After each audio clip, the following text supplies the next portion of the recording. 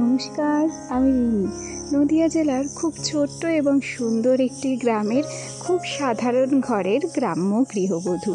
তো আমার চ্যানেল রিমি সুজিত কাপল ব্লগের আজকে আরও একটি নতুন ব্লগে তোমাদের সবাইকে কিন্তু অনেক অনেক স্বাগত জানিয়ে ব্লগটি শুরু করছি। আর আশা রাখছি ব্লগটি তোমাদের ভালো লাগবে। জানো তো, এই ছোট্ট একটু আশা আমার এই ছোট্ট পরিবারের সদস্যদের কাছ থেকে কিন্তু আমি রাখতে পারি বলে আমার মনে হয়। এটা কিন্তু আমার দাবি কিংবা অধিকার কিংবা তোমাদের প্রতি আমার জোর বলতে পারো। যাই হোক, চলো, অনেক গল্প অনেক কথা হবে। ওদিক থেকে হাতে কাজ করতে থাকি আর এদিক থেকে মুখে তোমাদের সাথে বক বক করতে থাকি, অর্থাৎ গল্প করতে থাকি বলতে পারো। উঠে পড়েছি ঘুম থেকে, সকাল সকাল বলবো না গো, এখন মিস হয়ে যায়। সেই আগের মতো 5টা সাড়ে 5টাতে আর উঠতে পারি না, কেন কি ছেলেটা প্রচণ্ড বিরক্ত করে জানো তো। ঘুমোতে ঘুমোতে না অনেকটা রাত হয়ে যায়, সেই জন্যই ওদিক থেকে বাসি কাজকর্ম সেরে একটু চা করে নিয়েছি। একসাথেই চা করেছি, একটু চায়ে চিনিটা কম দিয়েছি। ওর চাটা চিনি ছাড়া বলতে হালকা চিনি দিয়ে দিচ্ছি, আর আমার চায়ে কিন্তু আমি চিনি মিশিয়ে নিয়েছি, দেখতেই পাচ্ছ। সত্যি কথা বলি, চায়ে যদি একটু চিনি বেশি না হয় আমার সঠিক চা খেয়ে পোষায় না। ওদিক থেকে দুধটা গরম করতে দিয়ে সোজা চলে এলাম এই ঘরে। এই যে মগটা দেখছো, এটা হচ্ছে বিয়ারের গ্লাস। এটা আমার বর যখন ওই আসানসোলে পোস্টিং ছিল তখন অনলাইন থেকে অর্ডার দিয়ে কিনেছিল। আমি বারণ করেছিলাম নিও না, আমি জানতাম যে এটা কোনো কাজেই লাগবে না। ওই শখের বসে নিয়েছে আর কি, একটা দিনও ব্যবহার করেনি। দেখছো এখনও সিলও খোলেনি। যাই হোক, চলো, কথায় বলতেই ভুলে গেছি। জানো তো আজকে তোমাদের সাথে কি শেয়ার করব? আজকে তোমাদের সাথে শেয়ার করব, এটা হচ্ছে আমার তো টিনের ঘর, সেটা সবাই জানো। আমার কিন্তু নতুন করে আর বলার অপেক্ষা রাখে না।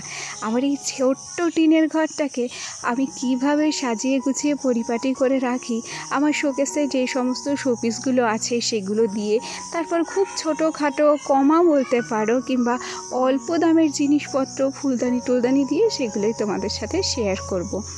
ওদিক থেকে আমার শাশুড়িমা যখন দীঘা গেছিলো তখন বেশ কয়েকটা শোপিস আমাকে কিনে এনে দিয়েছিল। তার মধ্যে থেকে এই গরুটা দেখো, এই গরুটা কিন্তু ভীষণ সুন্দর। ওটাকে গরু বলবো না, ওটা হচ্ছে ষাঁড়। এনেছিল 2টো প্যাঁচা আর 4টে ওই বাচ্চা বাচ্চা বুদ্ধর মূর্তি, সেখান থেকে 2টো আমাকে দিয়েছে, 2টো দিয়েছে ননদকে। আর এই যে সিঁদুরের কৌটোগুলো দেখছো, ওই যে গাছ কৌটোটা, ওই গাছ কৌটোটা আমার বিয়ের সময় কিন্তু কিনেছিলাম, যেটা হাতে রাখতে হয়। তবে বিয়ের সময় আমাদের হাতে কাজলদানি রাখতে হয়। আর এই গাছ কৌটোটা তো এখন শো করার জন্য মানুষ হাতে রাখে, সেটা দেখতে ভালো লাগে। আর এই ছোট্ট গণেশের মূর্তিটা কিনেছিলাম মেলা থেকে। খুব বেশি দামি জিনিস যে আমার ঘরে তোমরা দেখতে পাবে তা কিন্তু নয়। আর এই দেখো, কথা বলতে বলতে, এটা হচ্ছে তোমাদের দাদা ভাই, যেটা ইয়াংকালের ছবি, শাহরুখ খানকে একটু সাজিয়ে রাখলাম আমার হচ্ছে শোকেসের মধ্যে। এই ছবিটা আমার শাশুড়ির ঘরে ছিল জানো তো, শাশুড়ির ঘর থেকেই আমি নিয়ে এসেছি। আরও একটা ছবি আছে, তবে আজ নয়, অন্যদিন তোমাদের সাথে শেয়ার করব। আমি ইয়ার্কি মেরে দাদাভাইকে শাহরুখ খানই বলি, ওই আগের রোগা পায়ংলার ছবিগুলো দেখে। দেখো, গল্প করতে করতে শোকেসটাকে কিন্তু গুছিয়ে নিয়েছি। ওদিকে শিব দুর্গার মূর্তি থেকে শুরু করে রাধাকৃষ্ণর মূর্তি, গণেশ ঠাকুরের মূর্তি থেকে শুরু করে 2টো প্যাঁচা, 2টো কড়ি, তারপরে আরও কিছু দিয়ে আমার এই ছোট্ট শোকেসটাকে আমি কিন্তু সাজিয়ে নিয়েছি। বিয়ের মোটামুটি 1 বছর পর দীঘা গেছিলাম, সেখান থেকে বেশ কিছু ঝিনুকের তৈরি পাখি নিয়ে এসেছিলাম, সেগুলোও কিন্তু সাজিয়ে রেখেছি আমার শোকেসে।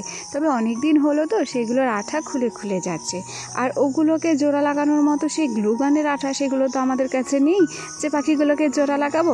বেশিরভাগ ভাঙা পাখিগুলোই ফেলে দিয়েছি। যাই হোক, এদিক থেকে গল্প করতে করতে ওই যে ইন্ডাকশানটা দেখছো সেটাও কিন্তু গুছিয়ে নিয়েছি।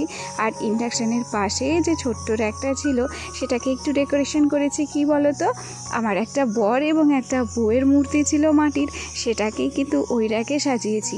বেশ ভালো লাগছে তাই না বলো র্যাকটাকে দেখতে? আর উপরের দিকে যে তক্তাটা দেখলে সেটা কিন্তু আগের থেকেই গোছানো ছিল, ওটা খুব বেশি আমাকে গোছাতে হয়নি।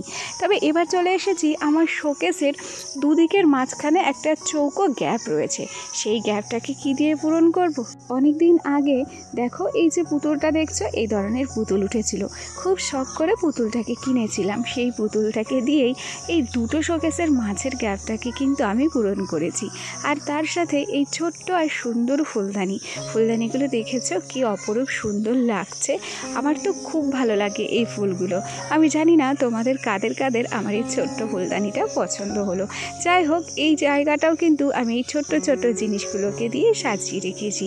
আসলে ঘর যেমনই হোক, আর ঘরের জিনিস দামি হোক কিংবা কমা, তুমি যদি ভালোবাসা দিয়ে একটু সুন্দরভাবে ঘরটাকে গুছিয়ে রাখো, তাহলে তোমার কাছে দেখবে যে কোনো ঘরই কিন্তু সুন্দর হয়ে উঠবে। ওদিক থেকে টেবিল কভারটাকে কিন্তু আজকে পেতে নেব। কেন কি তোমরা জানো যে অনেক দিন ধরে এই টেবিলটা আমাদের বাইরেই থাকে, আর আমার ছেলের জন্য টেবিল কভারটা কিন্তু আমার পাতা হয় না। এমনি কি করেছে জানো, আমার ছেলে চাকু দিয়ে টেবিল কভারটা কিন্তু চিড়ে চিড়ে দিয়েছে। এর আয়ু আর খুব বেশি দিন নেই, এই ছিঁড়ল বলে। কেন কি প্লাস্টিক দেখবে একবার যদি ছেঁড়া শুরু হয়ে যায় তাহলে সেটা আর টিকে থাকে না, ওই ছিঁড়তেই থাকে। যাই হোক, ওদিক থেকে টেবিলটাকে আমি গুছিয়ে নিয়েছি, আর আমার আরও একটা র্যাক ছিল সেটাকেও কিন্তু সুন্দর করে গুছিয়ে নিয়েছি। আর এবার দেখো, স্নান করে সোজা চলে এসেছি ঘরের কাজগুলো মোটামুটি কমপ্লিট। ওদিক থেকে বাইরে হচ্ছে বৃষ্টি শুরু হবে ভাব, খুব মেঘ হয়েছে, সেই জন্য তাড়াহুড়ো করে স্নান করে নিয়েছি। আর বলতে বলতে দেখো বৃষ্টি তো হয়েও গেছে। আর বৃষ্টি হওয়ার পর আমাদের গ্রামের যে একটা সৌন্দর্য আছে, সবুজের সৌন্দর্যগুলো, সেগুলোই তোমাদের সঙ্গে একটু তুলে ধরলাম। জানো তো, এরপরে না আবারও বৃষ্টি এসেছিল, সেই জন্য আর কোনো কিছুই তোমাদের সাথে শেয়ার করতে পারিনি। আর তারপর দুপুরবেলা স্নানের পর খাওয়া দাওয়ার পর খুব বেশি কাজ থাকে না, একটু রেস্ট নিয়ে নিই।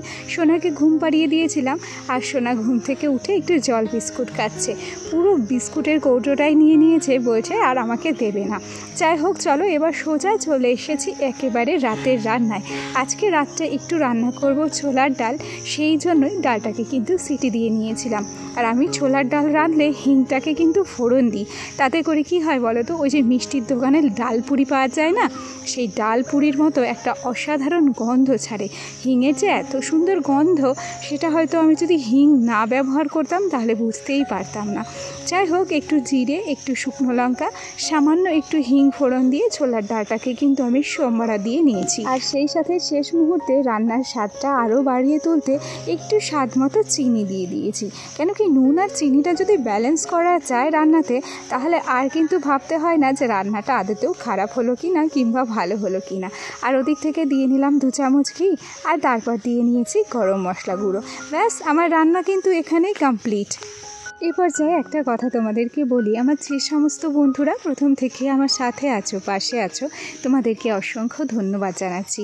আর আমার যে সমস্ত নতুন বন্ধুরা আজকে আমার ভিডিওটি প্রথম দেখছো, যদি কোনো কারণে আমার ভিডিওটি ভালো লেগে থাকে, তাহলে অবশ্যই করে একটা লাইক করো, কমেন্ট করো। আর তোমরা চাইলে আমার এই ছোট্ট পরিবারের একজন মিষ্টি সদস্য হয়ে আমার পাশে থেকে যেও। তোমাদের সাথে গল্প করতে করতে ডালটাকে আমি নামিয়েও নিয়েছি। আর তারপরে একই গ্যাসে সোনার জন্য একটু সুজি বসাতে দিয়েছি, আর অনেকটা দুধ বেঁচে আছে, সেই দুধটাকেও কিন্তু বসিয়ে দিয়েছি গরম করার জন্য। ওদিক থেকে সমস্তটাই কিন্তু আমার হয়েও গেছে। আর এক ফাঁকে আমি কিন্তু গ্যাসটাকেও পরিষ্কার করে নিচ্ছি। প্রত্যেক দিন রাত্রে রান্নার শেষে যদি গ্যাসটাকে পরিষ্কার করে নেওয়া যায়, তাহলে পরের দিন সকালবেলা কিন্তু টেনশন করা লাগে না। তো চলো এবার সোজা চলে এসেছি এ ঘরে, আর খাবারটা তোমাদের দাদাভাইকে দিয়েও দেবো, সেই জন্যই সমস্ত খাবার ও ঘর থেকে এ ঘরে নিয়ে চলেও এসেছি। আজকে রয়েছে খাবারে একটু রুটি আর হচ্ছে ছোলার ডাল, তার বেশি কিছুই নয়। আর একটু দুধ আছে, যেটা তোমাদের দাদাভাই খাবে না, সেটা কিন্তু আমিই খেয়ে নেব। তাহলে চলো, আমার আজকের ভিডিওটি কেমন লাগলো কমেন্ট করে জানাতে ভুলো না। আজ আসি, কাল আবার দেখা হবে। সবাই ভালো থেকো, টাটা।